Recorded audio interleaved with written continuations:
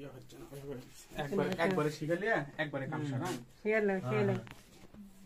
ঘটনাটা হচ্ছে এরকম, সুমন্ত মানে যে মনে কর যে বলবো যে ফোন দেখুন সুমন্ত দোকানে, তো বিষয়টা হচ্ছে এরকম 10,000 টাকা দেওয়ার কথা। তুমি কি টাকা দিয়ে দিয়েছো? কিসের টাকা? তুমি কি রনি 10,000 টাকা দিয়েছো? টাকা রনি তো টাকার কথা কিছু বলেনি, তাহলে রনি কি লিয়ে গেল? রনি কি লিয়ার জন্য আসেছিল? তুমি যেটা দিতে বলছো সেটা তো লিয়ে গেল।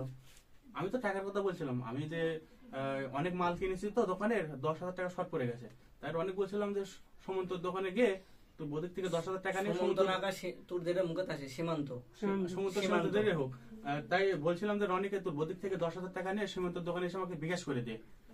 তা এখনো তো টাকা আসলো না। কি তুমি টাকার কথা বলেছো? সে তো অন্য কিছু নিয়ে চলে গেল।